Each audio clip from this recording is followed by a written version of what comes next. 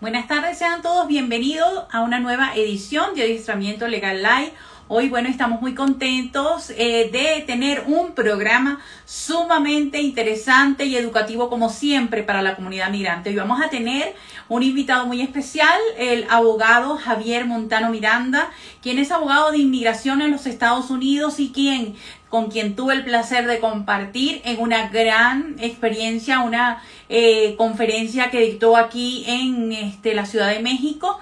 La semana pasada, el 3 de septiembre, estuvo muy buena, de verdad, su conferencia, gran explicación, muchas personas complacidas por el contenido que se compartió allí en ese momento, todas las personas conociendo una opción más para ingresar a los Estados Unidos de manera regular y legal.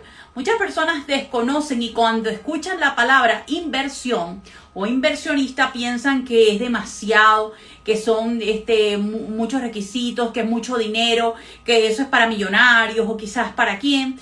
Y se equivocan porque existen requisitos sumamente accesibles, categorías de inversión que también la vamos a conversar ya con el abogado Javier Montano Miranda, que nos va a explicar que sí es posible ir a Estados Unidos con una visa de inversión, que no es nada que es inalcanzable con sus requisitos, por supuesto que aplican, pero que siendo guiado este proceso por un abogado de inmigración es mucho más posible que se consiga un resultado positivo. Además de esto, el abogado nos va a conversar de la posibilidad de que teniendo esta visa, esta pueda convertirse en otro o hacer un ajuste o hacer otra categoría de visas para poderse quedar. En fin, tenemos que conocer un poquito más de esto para poderlo analizar y a lo mejor estamos en el caso, estamos en la posibilidad de hacerlo y de ir a los Estados Unidos con este tipo de visa. Entonces ya lo vamos a invitar, ya él está acá en la sala. Cualquier pregunta que ustedes avienten a hacerle, déjenmela por aquí, vamos a tratar de respondérsela.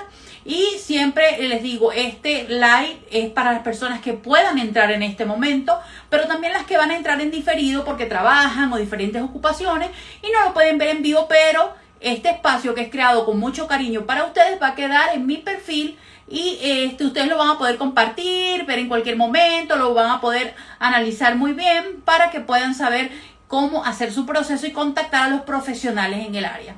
Así que bueno, ya vamos a invitar al abogado Javier Montano Miranda, quien se encuentra en la sala.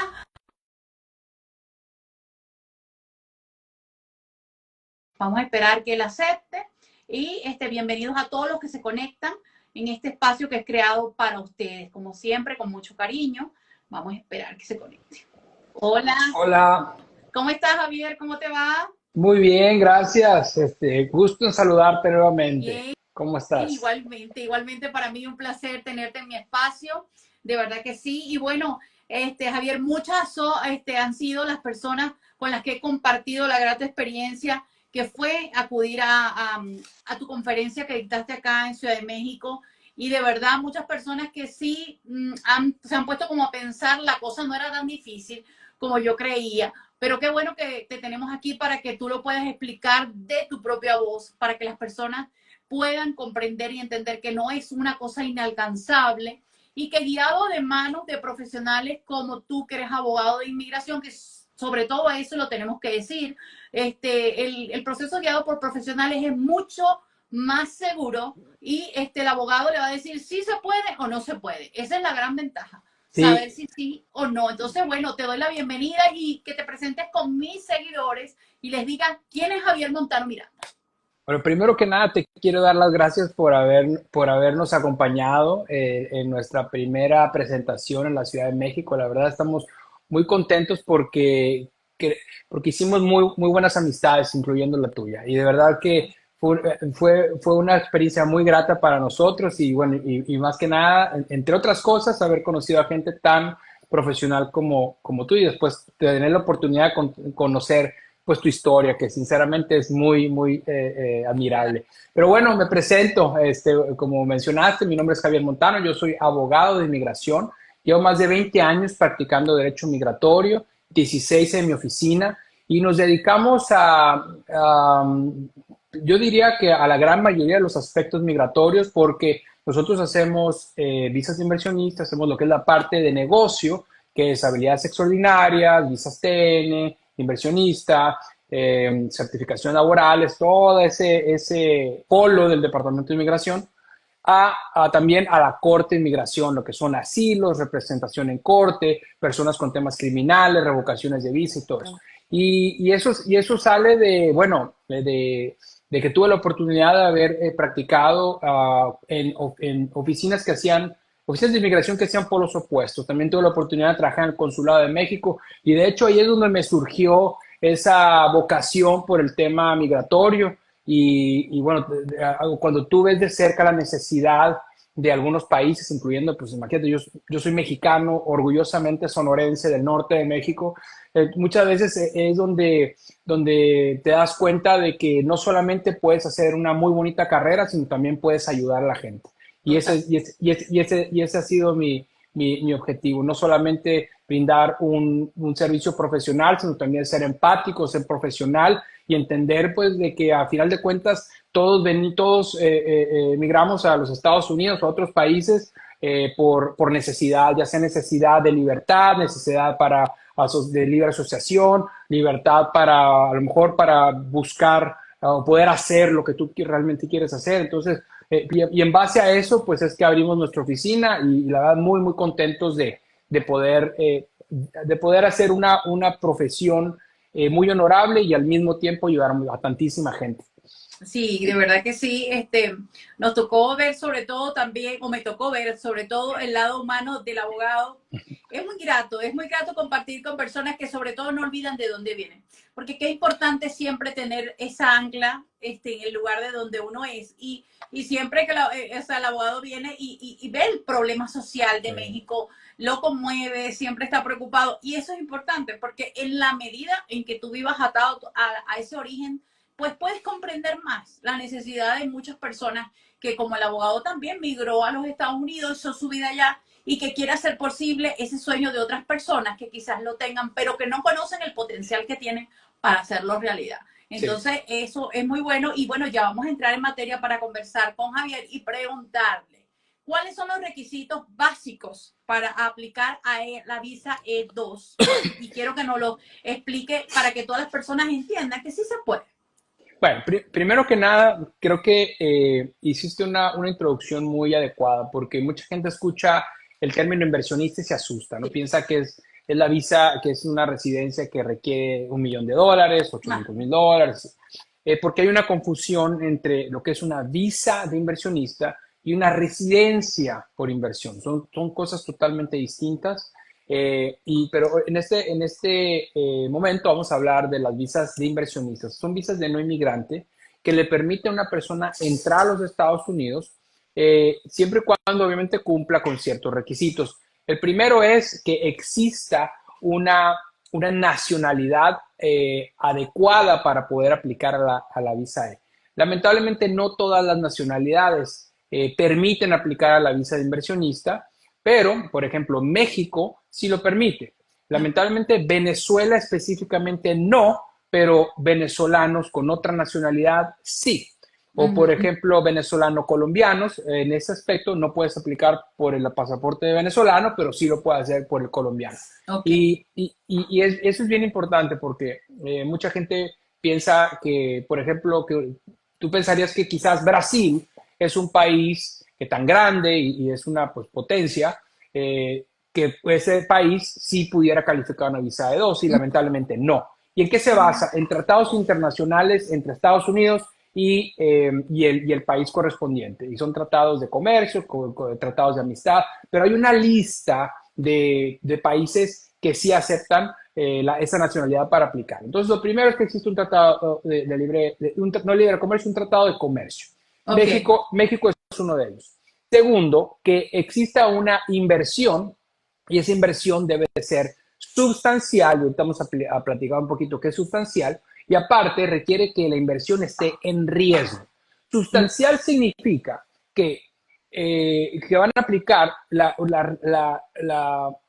prueba de la proporcionalidad y prácticamente lo que ellos quieren ver es de que tú hayas invertido un porcentaje sustancial en relación al valor total del negocio. Y te voy a poner un ejemplo. Digamos que si tú vas a comprar un negocio que vale, no sé, $100,000, ellos quieren que el gasto, la inversión que tú hayas hecho sea proporcional a esos $100,000. Entonces, si tú haces si vas a comprar, por ejemplo, una gasolinera que vale $200,000, por ejemplo, y solamente pones $10,000, no es sustancial porque no es proporcional. ¿Y cuál es el porcentaje que más o menos uno pensaría que es sustancial? En mi práctica yo dijera que al menos el 80%. Eso, pero eso sí, si la inversión es menos de $100,000, generalmente se recomienda que se haga en su totalidad. En pocas palabras, si tú estás haciendo una inversión de menos de $100,000 y no la pagas por completo, o sea, quieres aplicar la regla de proporcionalidad, digamos que quieres hacer una visa inversionista por $80,000 y solamente pagas el 80% de los $80,000, difícilmente te van a aprobar esa visa. Entonces, eso es un aspecto muy importante porque mucha gente dice, no, es que son $100,000, no, es que son $120,000 o son $50,000. La ley no te dice que tiene que ser una cantidad específica, pero sí te dice que la cantidad que ya invertiste sea sustancial en relación al valor total del negocio. Claro.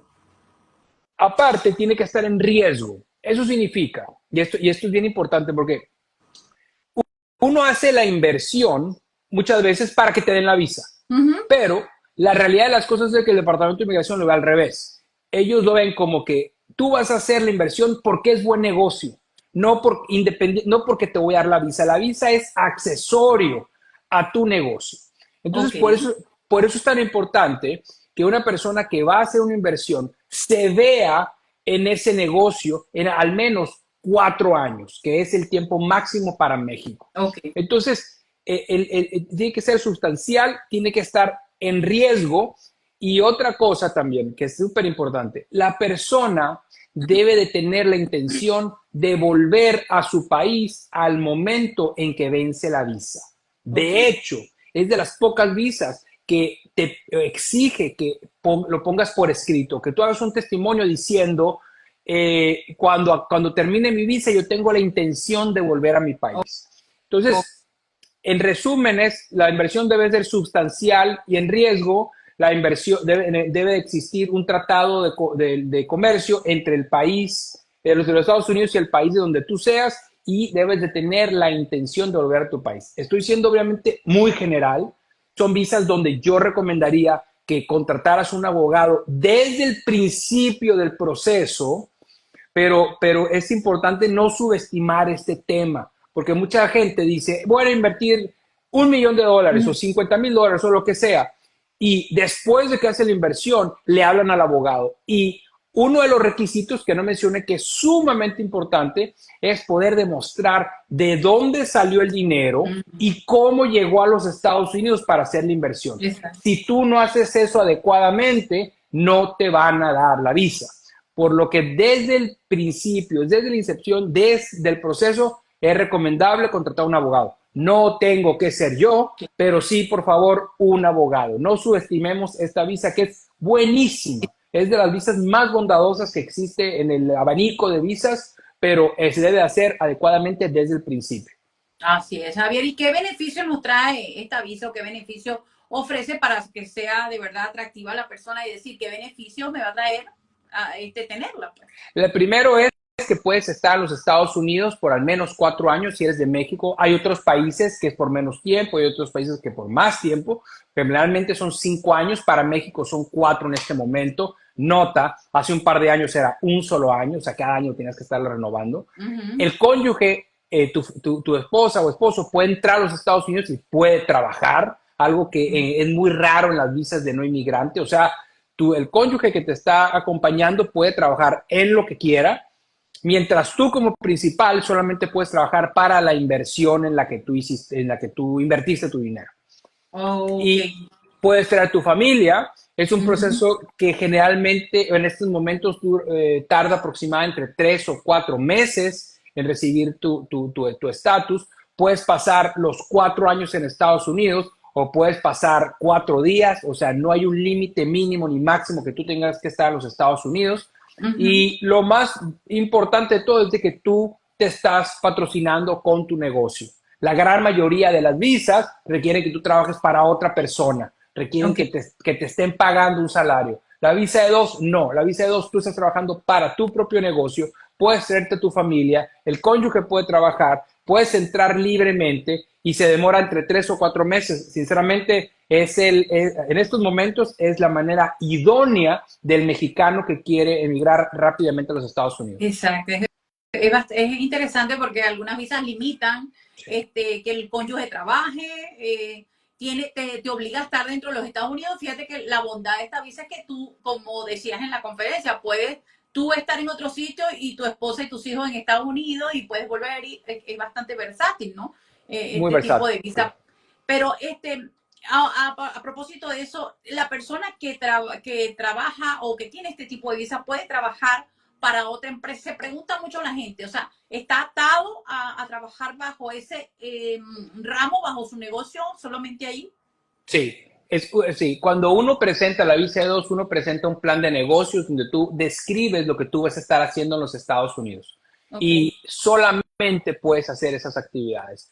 Y eso es muy importante y mucha gente lamentablemente no se informa adecuadamente y les dan su visa inversionista y se ponen a hacer, abren negocios que no tienen nada que ver con su inversión o se pueden hacer Uber o se pueden hacer cosas, o por ejemplo, hay músicos que se pueden Ujú. hacer presentaciones independiente al haber entrado con una visa inversionista. Eso es una violación directa a los términos de la visa E2, lo que puede ser una causal de una revocación de una visa, de la visa de tu visa y de la visa de toda tu familia, porque la visa de los familiares depende de la tuya. Entonces, Ok. si a ti te quitan la visa como principal o el estatus como principal, se lo quitan a todo el mundo también. Wow, sí, es importante saber. Por eso, fíjate que lo importante, Javier, saber o estar guiado de la mano del abogado, porque hay personas que, como dices tú, primero hacen la inversión y después ven y buscan al abogado. Y cuando el abogado les dice eso, todos esos requisitos y todas las condiciones, dicen, no, pero es que yo así no quiero o no me sirve así, pero es que tenías que empezar por el principio, Sí, ¿no? No hacer la inversión. y pasa mucho. Mira, a mí me pasa que viene una persona a mi oficina, hace una entrevista, yo trato de ser muy claro en mi explicación y se van y los vuelvo a ver a los 4 meses y me dicen, ya llevo la mitad, ya invertí, ya compré, ya contraté, ya, y yo, bueno. Entonces, Dios. ¿y qué es lo que sucede? Imagínate cómo yo puedo echar para atrás una una transferencia de dinero que se hizo de una manera que no me va a servir para la visa de dos. No se puede. Wow. Tienes que empezar de cero. Entonces, por Sí. eso es tan importante contratar al abogado desde la incepción del proceso. Y otra Ujú. cosa, eh, es muy importante planear esto, o sea, hacerlo con tiempo, porque ahorita son 3, 4 meses, pero recordemos que estos tiempos se pueden disparar a 6 meses, a un año. De hecho, tú sabes, el consulado de la embajada, perdón, de Colombia, con la Ujú. visa C2, prácticamente sigue cerrada. O sea, yo sé que ya reiniciaron entrevistas, pero estuvo cerrada casi desde el COVID hasta hace poco, imagínate. Ajá. Entonces, imagínate, 3, 4 años de procesos totalmente varados en un consulado. Entonces, ¿y qué es lo que sucede? Toda esa gente que planeó entrar a los Estados Unidos, imagínate, ahora tuvo que extenderse por 2 o 3 años en Colombia. Entonces, Exacto. hay que planearlo, hay que hacerlo adecuadamente y hacerlo por medio de un abogado. Y repito, no tengo que ser yo, pero que sí sea un abogado, ¿no? Bueno, o sea, claro, pero para eso estamos también, para que la gente conozca la trayectoria y la experiencia de personas como tú que se dedican a esto, ¿no? Y siempre las personas me dicen, recomiéndeme a alguien, Sí. o ven los programas y ya se guían, ¿no? Por alguien que de verdad está al día, está actualizado con la materia y sobre todo que nos brinde este conocimiento, pues muy general, porque no podemos hacer como dicen, es imposible brindar asesorías específicas bajo un live, eso no se puede por privacidad de información y otras cosas. Pero por lo menos ya ustedes saben de manera general que ahí puedo yo encajar, como vimos en la conferencia, que había muchas personas que estaban en ese caso, que podían hacerlo, y con Sí. tú a explicar ya se dieron la idea, se vieron en el escenario y dijeron, sí, podemos. Es que Esto es importante. esa es parte de mi trabajo, poder ofrecer alternativas, un abanico de opciones, porque muchas veces, y me pasa mucho lamentablemente con tus connacionales, que entran a Estados Unidos y lo primero es asilo.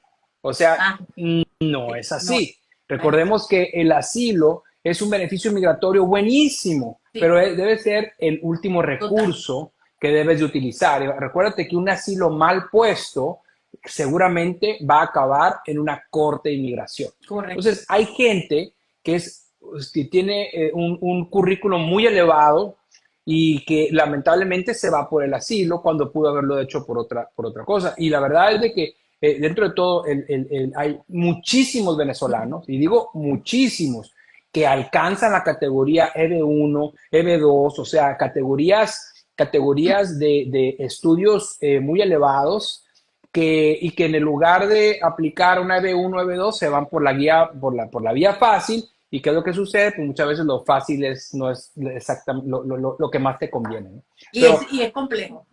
y a mí No es a mí fácil, me, es complejo. es complejo, sí, porque aparte termina siendo mucho más caro, mucho más estresante, pero muchísimas personas, muchos connacionales tuyos tienen muchísimo, no paran de estudiar, bueno, incluyéndote, tú no paras de estudiar, o Ajá. sea, incluyéndote. Entonces, eso es, a eso me refiero. Hay que analizar antes de hacer una solicitud en el Departamento de Inmigración porque puede tener consecuencias irreparables.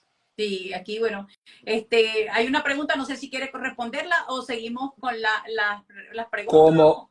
Como, a ver, no, hazla, no Vamos alcanzo a aquí, si leerla. una persona ingresa con E2, luego de ingresar a los Estados Unidos puede solicitar una EB2 de interés nacional y cambiar de estatus una vez aprobada. Esto debido al compromiso que se firma con la E2 de regresar al país. Sí, puedes hacer un cambio. Eso es lo que sucede. Cuando tú entras a los Estados Unidos con una categoría de 2, tú estás entrando con la intención de volver a tu país. La E2 es una visa de no inmigrante. O sea, cuando tú estás tocando la puerta para entrar a los Estados Unidos, no debes tener esa intención de realmente querer quedarte en los Estados Unidos. Pero si tú ya que entraste a los Estados Unidos cambias de opinión o algo sucedió que tú en ese momento decidiste aplicar la residencia y ese cambio de intención sucedió después de que tú entraste, eso es totalmente válido. Okay. Lo que no puedes es tocar la puerta con E2 con la intención de aplicar a una residencia o a un cambio de estatus. Okay. Te voy a poner un ejemplo. Una persona que entra con una visa E2 no puede entrar con la intención de entrar y aplicar a otro estatus, aunque sea un estatus menor. O sea, digamos que una persona que entra con una visa E2 no debe entrar con la intención de entrar y a lo mejor cambiar a un estatus de turista o a un estatus de estudiante. No se puede eso, porque eso o sea, es considerado como un fraude de intención. Tú debes de tener la intención acorde a tu visa. Si tú estás tocando la puerta como estudiante, debes de tener esa intención. Pero si ya que entraste a los Estados Unidos, cambiaste de opinión o algo sucedió, o digamos que entraste a los Estados Unidos y después de que entraste te hicieron un ofrecimiento de trabajo, o Ajá. quizás la situación en tu país cambió, quizás la situación familiar cambió, quizás algo, quizás entraste a los Estados Unidos y tu novio, novia, lo que sea, te hizo una propuesta de matrimonio, eso sucedió después de que tú entraste, eso es totalmente válido. Okay. O sea, el problema es al tocar la puerta, ¿qué intención tienes? Si el Departamento de Inmigración considera que tenías otra intención, es fraude. Pero Okay. si tú entras a los Estados Unidos y cambias de intención después, es totalmente válido. Ok, importante eso porque No a sé si me veces las expliqué. personas dicen, no, entro y cambio, o como dices tú, o sea, hay que, la intencionalidad aquí es fundamental, ¿no? Y Sí. también la discrecionalidad, Javier, de ver que el Departamento de Inmigración, ¿cómo analiza eso de la intencionalidad, no? Eso depende de la temporalidad en que suceda el hecho, ¿no? Es muy discrecional, es muy discrecional. Entonces, imagínate a que el Departamento de Inmigración, durante la administración Trump, decía que si tú entras a los Estados Unidos y tú haces ciertas actividades dentro de un tiempo corto, generalmente a 90 días, a que tú entraste a los Estados Unidos, había una presunción de que tú habías entrado con otra intención. Ok. Entonces, toda la gente, digamos que tú entraste a los Estados Unidos y al mes te casaste, entonces eso demuestra, en aquella administración, podía ser un indicativo de que tú entraste con una intención fraudulenta. Por eso es que se recomendaba, independientemente de cuándo cambiaste de opinión, esperar al menos 90 días desde tu última entrada. No estoy diciendo que la gente debe de entrar con una intención ilegal o fraudulenta y después decir, bueno, tengo esa intención, me espero 90 días y no pasa nada. No, la persona debe entrar legalmente con la intención de acuerdo a su estatus migratorio. Pero si independientemente de cuándo se realice ese cambio de intención, muchas veces se recomienda de todas maneras esperarte 90 días después de esa entrada. Esto es bien importante. Hay abogados que dicen, no, como eso ya no es aplicable, eso entonces el Departamento de Inmigración no te puede hacer esperar los 90 días. Yo en mi práctica, yo soy muy conservador y yo prefiero decirle espérate 90 días, después hacer el cambio, porque yo no quiero que en un cambio de estatus o en un ajuste de estatus después me digan, ¿sabes qué? Yo sospecho que esa persona entró ilegalmente porque tenía otra intención y es sumamente difícil poder refutar esa afirmación. Entonces, yo en mi práctica trato de ser muy conservador, independientemente si la persona entra a los Estados Unidos y al mes esa novia o esposo, ese novio o fiancé le declara el matrimonio o lo que sea, digo, espérate 90 días. O sea, no hagas cosas buenas que parezcan malas. Exacto. Y bueno, te voy a hacer una pregunta, o sea, una reflexión mía que yo siempre he tenido ese pensamiento. La persona que entra por parol humanitario, cuando entra con parol, declara que entra por la necesidad que hay en su país, por las condiciones sociales, económicas, salud, lo que sea.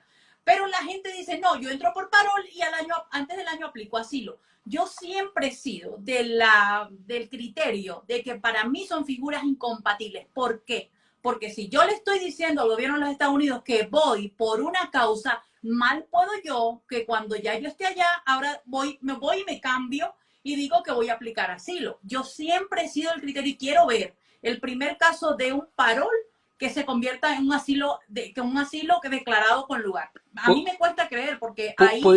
Pero sí pudiera suceder, te voy a explicar. Hay veces que, obviamente cada caso es un universo, pero digamos que una persona que entró con parol, que después de que entró, esa persona ahora es perseguida en su país. Después de que entró. Digamos que una persona que entró a los Estados Unidos con parol y después de que entró, lo empezaron a ir a buscar a su casa o fueron a allanarlo, lo que sea. Eso, digo, obviamente estoy de acuerdo contigo, pero por eso es tan importante analizar cada caso. No todo, otra vez, no todo el mundo aplica el parol, no todo el mundo aplica el asilo, no todo, bueno, ahora ya reanudaron el parol, pero no todo el mundo califica a esos beneficios, pero un abogado es quien debe determinar si eso procede o no. Una persona que tenga experiencia en eso, pero bueno, no decir inmediatamente asilo o no decir inmediatamente TPS. Mira, hay mucha gente que califica una visa O, que califica a visas de inversionista, que califica a ED1, habilidades extraordinarias, residencia por extraordinarias, y por ahorrar dinero o por mala asesoría se van al asilo. ¿Y qué es lo que hace el asilo? El asilo, una vez sometido, como pueden llamarte muy rápido a tu entrevista, te puede demorar una década. Pero yo he tenido casos donde yo hago una aplicación de asilo por la misma familia. De hecho, me pasó, 4 personas aplican al mismo tiempo, misma oficina, mismo lugar, mismo todo, y le llaman a uno de ellos, le llaman en menos de, yo te dijera, 4 meses. O sea, así. Eso es muy raro, pero ¿qué pasa si tú vas a esa entrevista de asilo y tu asilo no era sostenible? ¿Qué pasa si tú vas a esa entrevista de asilo y lo que tú dijiste era un miedo general? O sea, bueno, es que en Venezuela no hay trabajo, en México el narco, todo eso. Recordemos que el asilo solamente defiende 5 miedos: raza, religión, nacionalidad, opinión política y participación en un grupo social determinado. Si tu miedo es general, no calificas un asilo. Entonces, tú vas a esa entrevista de asilo, lamentablemente no calificas porque no te asesoraron adecuadamente Y el siguiente paso, la siguiente instancia es la Corte de Inmigración. Así es. Ahora ya estás en proceso de deportación y te lo dicen de una manera muy elegante. Te dicen, mira, en este momento no podemos aprobarte tu asilo, pero vete a esta otra oficina y ahí platícalo. Platícalo, pero eso platícalo con un juez, con un fiscal que te quiere deportar. Ahora ya pasaste de un asilo afirmativo a un asilo defensivo. Correcto. Ahora te estás defendiendo. ¿Y qué pasa si no cumples con los parámetros del juez? Lamentablemente, el juez o te da tu asilo o te cierra tu caso por milagro de Dios o te ordena deportado. La manera más rápida, efectiva de poner a una persona en deportación y en una orden que acabe una orden de deportación es meter un asilo. No existe otra manera más rápida y segura de poner a una persona en deportación. ¿Quieres acabar con una orden de deportación? Aplica un asilo sin fundamento. Exactamente. Así es. La persona cree que eso es un seguro, que eso es 100%. No, al contrario, ahí tienen más riesgo de tener una orden de deportación que si, por ejemplo, lo piden que se cierre o se termine el caso y te quedas con TPS. Con el TPS ya no corres el riesgo de tener una orden de deportación y que posiblemente pudieras aplicar otro alivio migratorio porque no vas a tener esa orden de deportación. Ahora que si la tienes ahí pendiente, en cualquier momento se va a ejecutar. Claro. Ese es el riesgo, ¿no? El gran riesgo que hay. Pero bueno, siguiendo con el tema, Javier, ¿cuál es la función de la persona que tiene la visa de inversionista? Buena ¿Cuáles pregunta. son? La función de una visa inversionista es que la persona entre a desarrollar y a dirigir el negocio. Eso significa que la persona tiene que entrar a Estados Unidos en una posición de mando, o sea, una posición ejecutiva o una posición de gerencia. Okay. No nos confundamos con la visa L1A, que ese es otro tema, pero necesitas entrar a los Estados Unidos con la intención de dirigir tu negocio. No significa que tú tengas que trabajar el negocio. Tú puedes contratar a alguien para que maneje ese negocio y tú, como ejecutivo, puedes estar sentado en una columna de marfil o en una nube, allá como semidios, y diciéndole a la administración qué es lo que tiene que hacer. Una persona puede tener esa función, no tiene que ir todos los días a la compañía a ver cómo está. Puedes poner a alguien a que la trabaje, pero necesitas decir o necesitas cumplir con ese requisito de desarrollar y dirigir la compañía en Estados Unidos. Aunque le estés dirigiendo desde tu casa, remotamente, pero esa tiene que ser la función de una persona que entra con la visa E2. Ok, y una pregunta, Javier, esa persona que aplica por esa visa y quiere contratar personal, ¿puede hacer visas, por ejemplo, una certificación laboral para llevar personas o solo visa de trabajo? No, sí. Digamos que si tú entras a los Estados Unidos con una visa E2, tu compañía puede traer empleados, tu compañía puede hacer certificaciones laborales. Eso es totalmente válido. Lo que recordemos nada más que la certificación laboral, que para la gente que nos está escuchando, es un preámbulo para poder aplicar la residencia por medio de empleo. No se puede hacer cuando estás pidiendo a un familiar. O sea, un familiar, bueno, sí se puede, pero es muy litigado, por así decirlo. Pero si no son tus familiares, sí puedes hacer una certificación laboral por una persona, pero en general sí. ¿Por qué? Porque la visa E se aplica por medio de una compañía y la compañía es considerada una persona moral totalmente ajena a los dueños de la compañía. Entonces, esa persona moral sí puede pedir a empleados de México con una visa TN o a empleados de otra nacionalidad bajo la visa E también. Recordemos que con la visa E tú puedes entrar como dueño o puedes entrar como empleado.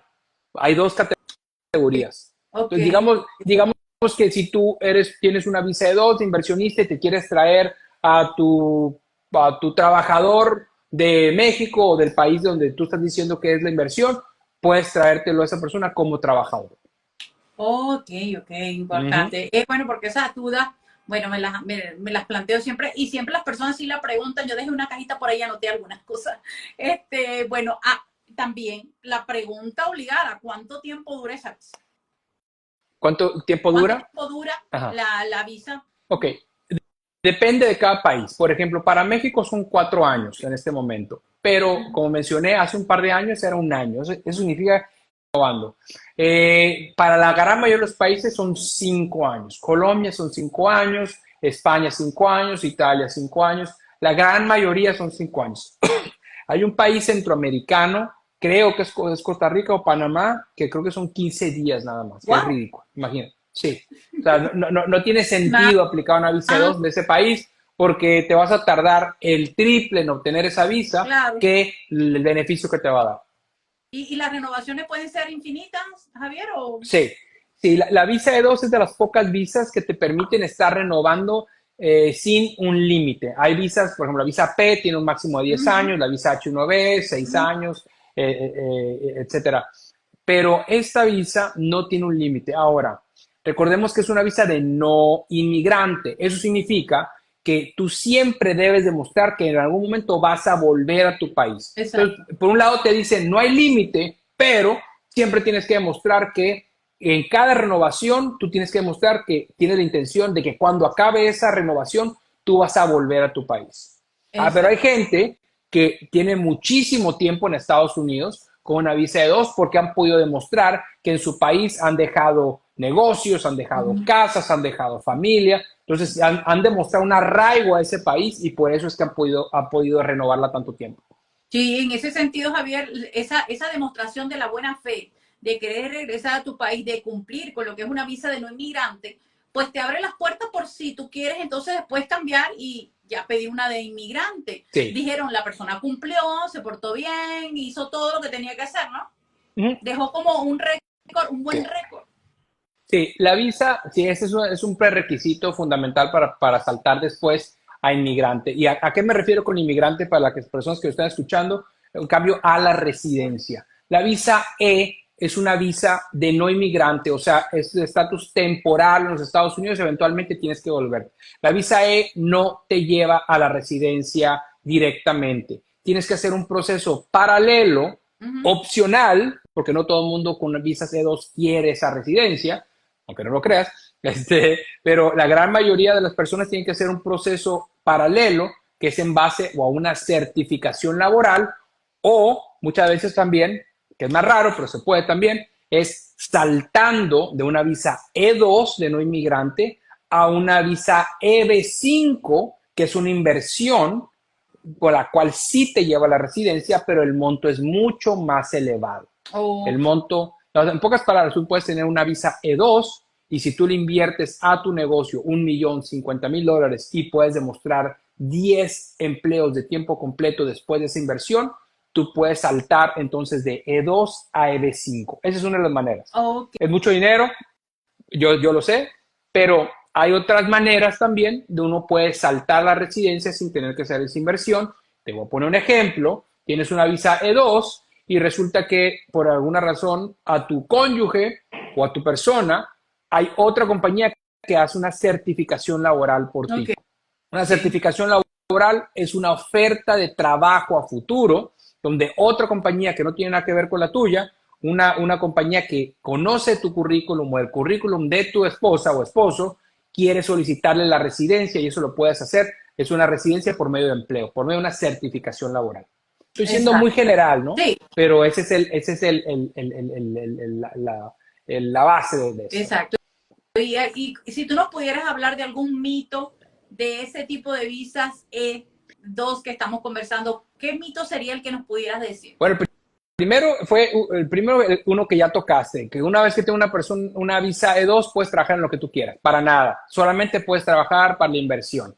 Tu Okay. cónyuge puede trabajar donde quiera, tú no, que es medio absurdo Sí, si me preguntas, ¿no? El que está haciendo la inversión, el que está pagando todo el dinero, esa es la persona que está limitada. El cónyuge puede trabajar donde sea. Otra vez, exacto. es uno de esos misterios del mundo de inmigración que nadie entiende, pero en fin. Exacto. Otro, otro mito, el tema de que tú puedes traer a tus papás. Lamentablemente, un inversionista, que obviamente que es mayor de edad, no puede traer a sus papás. ¿Por qué no los puede traer? Porque bajo la ley de inmigración, tu papá en esta posición está fuera del núcleo familiar. solamente puedes traer o sea, cónyuge y hijos menores de 21 años. No puedes traer papás, no puedes traer tíos, no puedes traer sobrinos. Otra vez, cónyuge, hijos menores de 21 años. ¿Qué pasa cuando un niño ya cumple, o un joven ya va a cumplir 21 años y yo estoy con mi visa de inversionista? Ese joven tiene que saltar a otra categoría porque después de los 21 años se sale del núcleo familiar. Generalmente esa categoría es una visa de estudiante, en la mayoría de los casos. Ok, Javier, y si por ejemplo, cuando estamos haciendo el proceso de esta solicitud, el muchacho tiene como 21 años, ¿no? Y está bien, todavía califica, está 20 años por ahí, y se llega a la aprobación y ya ha alcanzado esa edad, se toma en cuenta desde el momento en que se aplicó, de que se hizo la aplicación, se hizo en los términos correctos con respecto a la edad, o definitivamente si ya alcanzó la edad que no entra dentro de ese núcleo, no puede hacer nada. No puede hacer nada. No puede hacer nada. De hecho, hay consulados que si el joven está a punto de cumplir los 21 años, o sea, ya 20 y medio, no emite la visa. Wow. Bueno, y de hecho, esto es súper importante. Y esto es bien importante porque la responsabilidad de mantenerse en los Estados Unidos es del aplicante.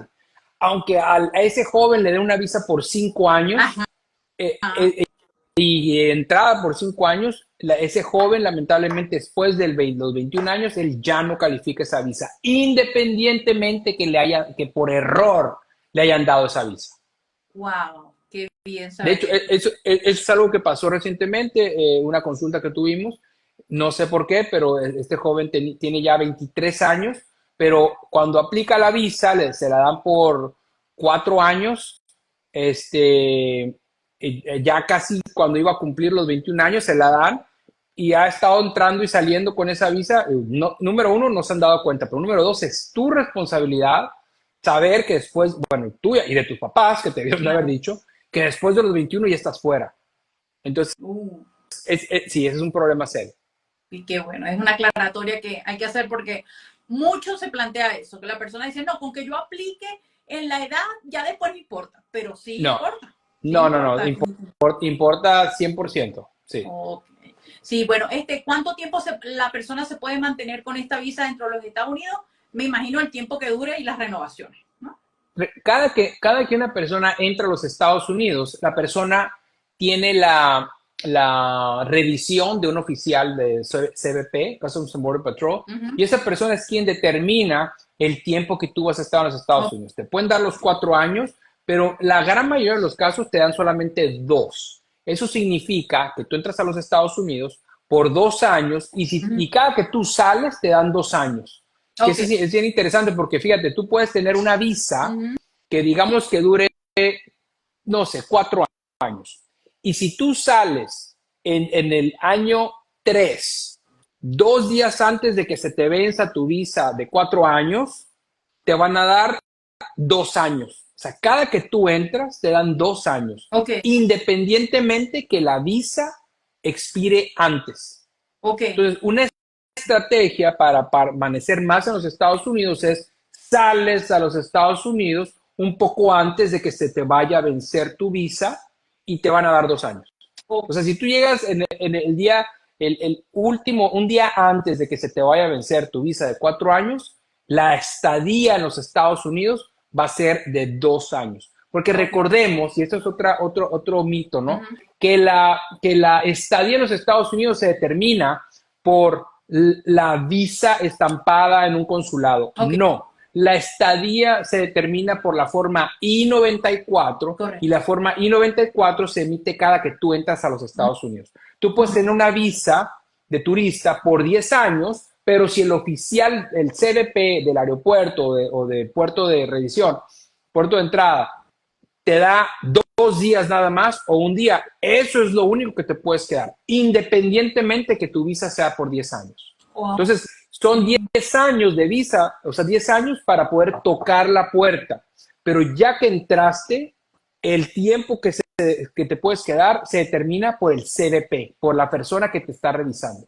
Mira, qué bien, qué buena esa aclaratoria, Javier, porque las personas piensan que si dura 4, tiene que decir 4. Fíjate que eso se planteaba mucho con el parol humanitario al principio. La gente decía, bueno, son 2 años, que dice que el parol es por 2 años. Ay, pero el oficial de entrada me colocó 1 año. Y yo le decía, porque es que eso no es obligatorio. Es discrecional del oficial que colocarte el tiempo de estadía. Hay personas que le colocaban 2 meses, 90 días.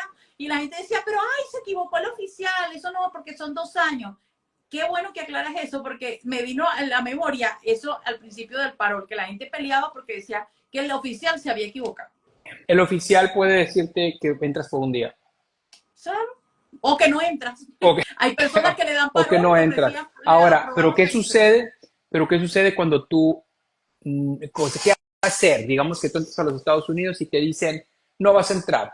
Por ejemplo, estás entrando con una visa de inversionista, una visa de turista y te dicen, ¿sabes qué? No vas a entrar por lo que tú quieras, porque me caes mal, porque pienso que trabajaste ilegalmente, porque pienso que violaste los términos de tu visa anteriormente, etcétera. En ese momento, esa vuelta a tu país se puede considerar una orden de deportación expedita, pero no te lo dicen, te dicen, ¿sabes qué? No puedes entrar en este momento a los Estados Unidos, pero vuelve al consulado, saca una nueva visa y platica esto con ellos. Eso es en la mayoría de las veces es una deportación expedita, que tiene un castigo de 5 años. Eso lo que en lugar de hacer eso es lo que tú puedes decir al oficial, y obviamente ellos tienen que aceptarlo, pero tú puedes retirar tu intención de entrar a los Estados Unidos. Es como decirle al Departamento de Inmigración, pero al CBP, ¿sabes qué? Ni aunque me dejes entrar a los Estados Unidos, yo me quiero devolver. O sea, estoy renunciando mi intención de entrar a los Estados Unidos. Si ellos aceptan eso, entonces tú te tienes que pagar tu boleto de avión, pero no es una deportación. Ok. Es un retorno, te van a quitar tu visa, pero la diferencia es de que no tienes un castigo de 5 años. Y se te iba a decir que lo aclararas, porque en la conferencia lo decías y yo dije que importante esa información, que la persona no la sabe, se enfrasca en que yo quiero, y no te firmo nada y a mí no me devuelves y no sabe las consecuencias. Esa es otra, si no firmo no me pueden deportar. Claro.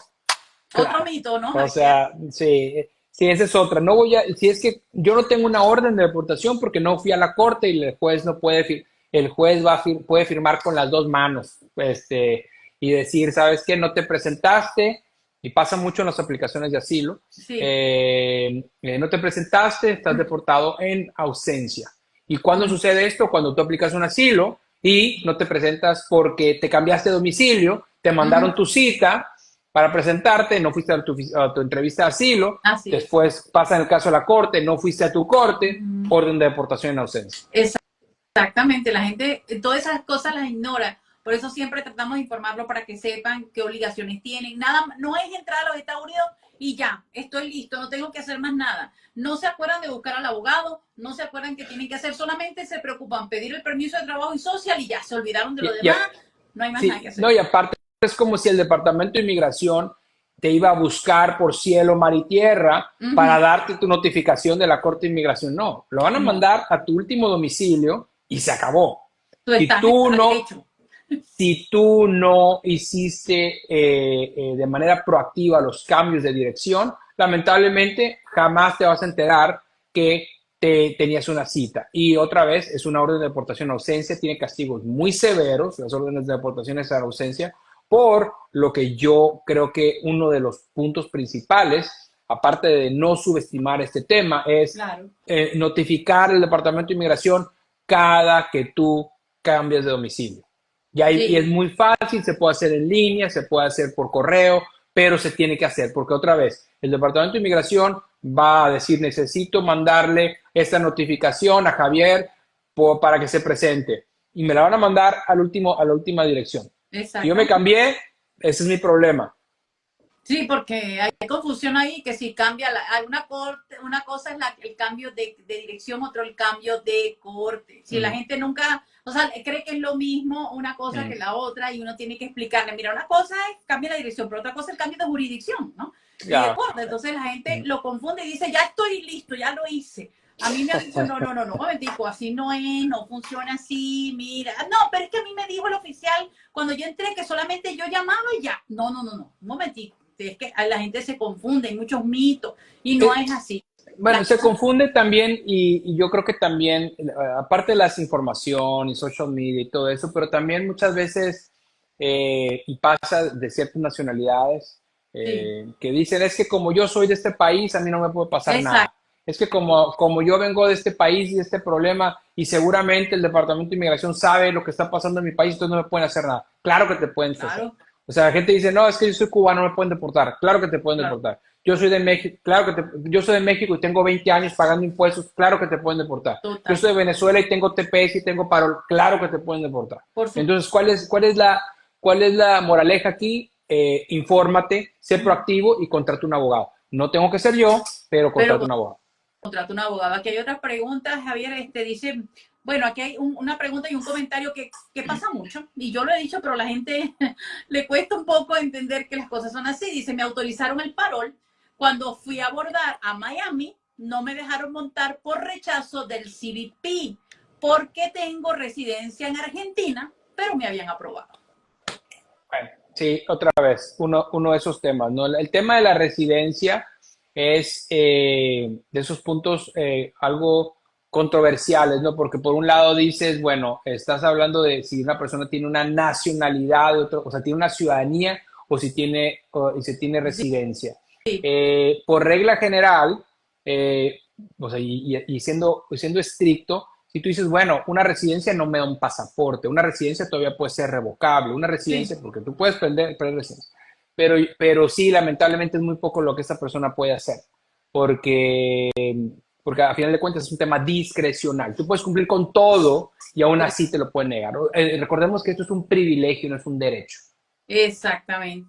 La gente piensa que es obligado y no. Y más cuando te dicen uno de los requisitos de no ser elegible es tener residencia permanente en otro país. Y la gente dice, no importa porque el primito del abuelo se lo aprobaron y no se dieron cuenta. No se dieron cuenta, a lo mejor no se dan cuenta a la entrada o un mes o 6, pero después se van a dar cuenta y si van a venir las órdenes de expulsión o que Pero, te... pero yo creo que tiene que ver también cada caso, ¿no? Porque hay residencias temporales. sí. Entonces, ¿tú dónde es, No, en Argentina dónde tenía entra? residencia de DNI argentino, esa residencia Bueno, permanente. bueno, ya, sí, sí, bueno, Ya el sí. que, o sea, ya el que peca con causa, como dice en mi país, ya es que ya con causa ya sabes cómo es la cosa, o sea, que lo que viene ya lo sabes, ¿no? Entonces, por aquí había Sí. otra pregunta, se me fue hacia arriba, pero voy a buscar. Aquí dice, hola, yo quiero ir a Estados Unidos a trabajar, pero ya hace 4 años no me dieron la visa. Soy venezolano radicado en Argentina hace 11 años. ¿Por qué vía puedo optar para entrar legalmente? Bueno, aquí estamos hablando de una, pero el abogado pudiera darte un abanico de opciones, depende de tu caso, ¿verdad? Bueno, si él solamente tiene residencia en Argentina, no tiene ciudadanía, lamentablemente no puede aplicar la visa inversionista. No, ¿Por qué? Porque para la visa inversionista necesitas el pasaporte de ese país. exacto. Pero depende del currículum de la persona, depende, a lo mejor calificaría a una EB1, no sé, habilidades extraordinarias, quizás una EB2, interés nacional, o por medio que es la más segura, en mi opinión, por medio de una certificación laboral. Si esta persona encuentra una oferta de trabajo en los Estados Unidos para que él eventualmente entre a los Estados Unidos para trabajar para una compañía en los Estados Unidos, puede entrar de esa manera. Pero requieres de un patrocinador. Entonces, Oh, ¿es fácil encontrar un patrocinador a distancia? Para nada, no es fácil. No es fácil encontrarlo físicamente, in situ, en los Estados Unidos, más difícil fuera, pero esas son las maneras, generalmente por empleo. Necesitas un patrocinador o necesitas calificar tú por mérito propio, ya sea por una EB1 o una EB2. es, EB1 es habilidades extraordinarias, EB2 es interés nacional. oh, Ojo, las EB2 se han romantizado muchísimo en social media. Todo el mundo dice EB2, interés nacional. No. Recordemos que la categoría EB2 tiene dos etapas. La primera es que tú tienes que demostrar que tienes el título avanzado, que tienes habilidades excepcionales. Pero después de lo que casi no se habla en social media, es que tú tienes que demostrar que a lo que vienes a los Estados Unidos es algo que le interesa a los Estados Unidos por interés nacional. Generalmente esta segunda parte de la revisión es donde niegan los casos. Porque nosotros vemos en social media que, tienes maestría EB2. No, Ok. eso solamente es la primera parte del proceso. La segunda parte del proceso, que es la más difícil, la más contenciosa, es que demostrar que el esfuerzo, lo que viene a ser los Estados Unidos, es un tema de interés nacional. Y ahí otra vez es donde generalmente niegan los casos. Pero digo esto porque nosotros tenemos muchas consultas de que llegan y dicen, EB2, a ver, o sea, que sí, porque tengo maestría. Esa es la primera parte de la revisión. Exactamente. La segunda parte es otro tema que es el más difícil de demostrar. Ay, Dios mío, bueno, aquí llegan preguntas, ay, cuando ya vamos a cerrar. Pero bueno, el mismo que te contrata puede ser tu patrocinador. Preguntan por aquí. Sí, claro. Ok, perfecto. Sí, puedo Claro. encontrar trabajo, pero no sé cómo es el tema para entrar por empleo. Bueno, pudiéramos hacer otro live para que el abogado nos explique un poquito más de ese tema, porque ya se nos cumplió la hora y entiendo que el abogado tiene otros compromisos, pero que es así. Cuando yo voy a cerrar, es que la gente empieza a hacer las preguntas y con Clásico. mucho gusto y No, mucho amor se las contestan. con todo gusto. Y también las personas que que tengan interés de hacer algo más personalizado, si ponen la palabra asesoría Sí, en el chat, nosotros los podemos contactar o contactando en mi oficina, que es el 786-448-0951. Repito, 786-448-0951, es por medio de WhatsApp. Y bueno, y en mi opinión, es bueno que una persona que está considerando entrar a los Estados Unidos o que ya está en los Estados Unidos tenga varias claro. opiniones para así tomar una decisión informada.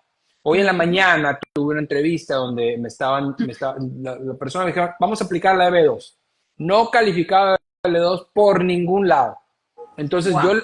yo le hice otros ofrecimientos o de cosas que creo que deben de ser más, que son más adecuadas en su caso, pero imagínate que se hubiera quedado con ese consejo legal. De verdad, yo estoy convencido, digo, no, obviamente pudiera pasar, pero convencido que esto no le va a llevar a ninguna parte.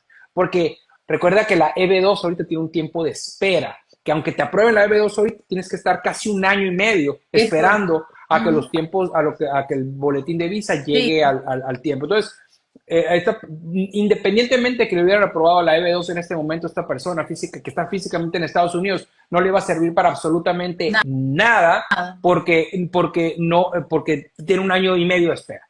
Te iba a tener que devolver. Entonces, ¿qué es lo que se le ofrece en ese caso? Una visa O. Una visa O que le permite estar en los Estados Unidos por 3 años y ya con ese plan B, con ese safe net, con esa red de contención, puedes aplicar una EB2, puedes aplicar una EB1, pero no se la habían ofrecido. Entonces, yo lo que le dije, mira, fuiste con un abogado, mi opinión está equivocado, me hice mi oficina, esta es mi opinión, pide una tercera opinión. O sea, invierte en eso y eventualmente te quedas con quien tú consideres que es más apto para representarte, ¿no? No, Y claro, así es, claro. Aquí, bueno, ya que colocaron asesoría, ¿no? Ángelo Montero Vera. Ok, de todas maneras, bueno, yo al colgar el live les voy a dejar las redes sociales de Javier Montano Miranda para que ustedes se puedan comunicar con él, también los números telefónicos de su despacho, así que van a tener este live, lo voy a colocar como colaborador también para que cualquier cosa que ustedes escriban, él también lo va a ver y bueno, Gracias. pueden ya que hagan contacto con ustedes y bueno, tengan la mejor de las opciones, y Gracias. si no es una y él puede ver que hay alguna otra que ustedes puedan calificar con seguridad, se lo va a hacer saber. Lo Totalmente. que sea, él lo va a hacer muy sincero y de verdad, por eso estamos pues conversando con él aquí hoy para que ustedes lo puedan conocer y ya tengan esta opción de acudir a gente que de verdad maneja el área. Yo de verdad, Javier, te doy las gracias por haberme regalado una hora de tu tiempo, que lo considero, lo valoro muchísimo, por haber aceptado mi invitación. De verdad es un honor para mí que compartir contigo porque siento que, bueno, fue lo mejor, o sea, ese día, pues, conocerte, saber Ay, de cómo manejas todo el área, la persona siempre es ser humano, nunca olvida su esencia y eso yo lo valoro muchísimo. Personas, muchas verdad, gracias. que aunque estés donde estés, tú siempre vas a saber de dónde vienes y tratas a tus semejantes con esa humildad que muy pocas personas lo conservan, así que yo de verdad te felicito, te admiro muchísimo, de verdad. Y bueno, me preparo para llegar a ser quizás algún día llegar a Estados Unidos y poder también ayudar a mucha gente desde mi profesión. Así que bueno, espero que este sea el primero de muchos que compartamos, muchos likes que compartamos para hablar de temas como estos. Cuenta con ellos, muchas gracias. El placer de verdad fue mío. Creo que el haber conocido tu historia, sinceramente, fue algo muy impactante para las personas que no sepan la historia de Lorena. Bueno, obviamente no la voy a contar yo, pero espero que en algún momento la conozcan porque de verdad es admirable y yo estoy muy contento de que me hayas invitado. Es un honor, un placer para mí y obviamente esto va a ser el primero de muchos. Y de Así verdad es. te mando un gran abrazo y de verdad gracias por la invitación y bueno, y seguimos en contacto. Seguro que sí, así que bueno, gracias a todos los que se conectaron hoy con nosotros. Les voy a dejar este like de regalo colgado para ustedes. Lo pueden ver a la hora que quieran y con la calma que quieran y lo voy a compartir con el abogado también para que lo tenga en su perfil. ¿Llegaste tarde? No, amiga, no llegaste tarde. Lo vas a poder ver a cualquier hora, no te preocupes y te vas a ver un gran programa. Así que Y los bueno, que gracias a vienen. todos y bueno, Javier, que estés bien, buenas noches, que descanses. Gracias. Igualmente, buenas noches, saludos. Hasta Bye. luego.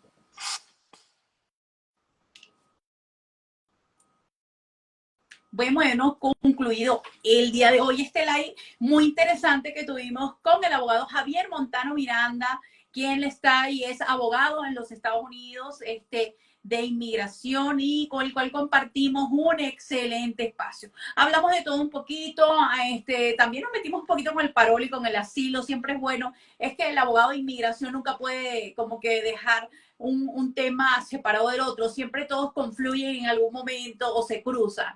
Entonces, gracias a ustedes por haberse conectado conmigo, por haberme brindado el apoyo de siempre, porque este espacio es un regalo para ustedes, para que sepan de qué opciones tienen para migrar segura, ordenada y legal a los Estados Unidos y a otros países. Hacemos live para todos los países, con abogados, con gente experta en los temas, para que ustedes tengan un abanico de opciones. Hoy conocieron una más, que es la visa de inversión, pero una visa de inversión posible, una visa de inversión accesible, que no es una cuestión inalcanzable o de millones de dólares, no, para nada. Algo que se puede hacer, una visa que es de no inmigrante, pero que pudiéramos después tocar otras puertas para quedarnos con residencia. Así que el abogado Javier Montano Miranda nos ha explicado en términos sencillos y entendibles cuáles son esas opciones. Las personas que hoy estuvieron en el live, que pueden asesorarse con el doctor, que colocaban asesoría en el chat, pero que lo van a ver en diferido, pues no duden en contactar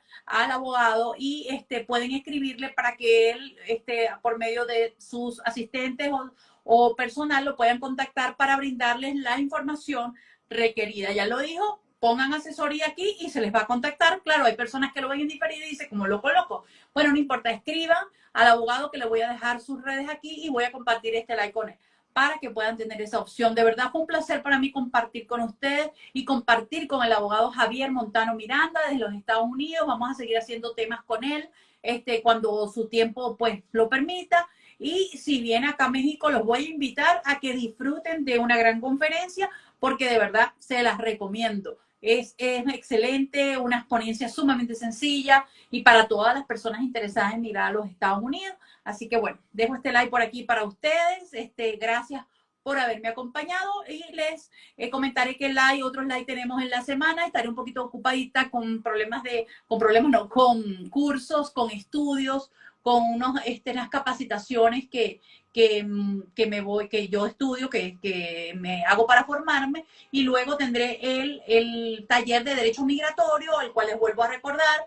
Tenemos un taller de Derecho Migratorio para todas las personas, no tienen que ser abogados. Aquel que quiera migrar y diga, necesito información, vamos a hacer un taller de Derecho Migratorio, donde vamos a hablar de asilo, de parol, del TPS, un poquito de todo, y sobre todo vamos a abordar el tema de niños, niñas y adolescentes. Cómo migrar con niñas, niñas y adolescentes, la colocación familiar, el ejercicio unilateral de la patria potestad, las autorizaciones de viaje. Vamos a estar con la doctora Ivy Gil, 18, 20, 25 y 27. Ya las inscripciones están abiertas. Pueden ingresar a mi perfil y ver, ahí está la información. Y cualquier cosa, las inscripciones por adiestramientolegal@gmail.com o por el DM de mi Instagram pueden inscribirse también. Así que los esperamos porque le vamos a hacer llegar un gran material para que ustedes puedan leer y conocer y ahí van a poder aclarar sus dudas en el mismo taller. Vamos a hacer una ronda de preguntas y respuestas, o sea, va a estar muy dinámico, muy interactivo. Así que no se pierdan de este taller de Derecho Migratorio, solo $60, incluye el certificado de asistencia, incluye material digital que le vamos a hacer llegar y vamos a hacer asesoría en caliente, ahí mismo en el taller. Así que los esperamos a todos. Gracias por haberme acompañado esta noche y seguimos pendientes. Vamos a ver qué me permite planificar esta semana de live. Porque, como les digo, tengo compromisos de formación académica que estoy haciendo, pero bueno, voy a tratar siempre de estar al día con ustedes y estarlos acompañando para que no se extrañen de que no ha aparecido por ahí. Así que, bueno, gracias a todos. Les recuerdo mi canal de YouTube, Abogada Lorena Mex, donde hay un contenido que publiqué la semana pasada muy interesante de la entrada a México, de por qué no es seguro entrar con visa de turismo, porque no es 100% seguro, ni con residencia definitiva, por lo menos en Chile. Personas que han sido de vuelta incomunicadas y les acabo de publicar otra información también. Así que vayan a mi canal de YouTube, le dan like, lo comparten, se suscriben, que eso me ayuda mucho para seguir creando contenido para ustedes. Así que gracias a todos, gracias Mikari por estar conectada y bueno, nos vemos en una próxima oportunidad. Pueden ver este live en diferido. Lo voy a dejar colgado en mis redes y lo comparto con el doctor Javier Montano Miranda. Gracias a todos.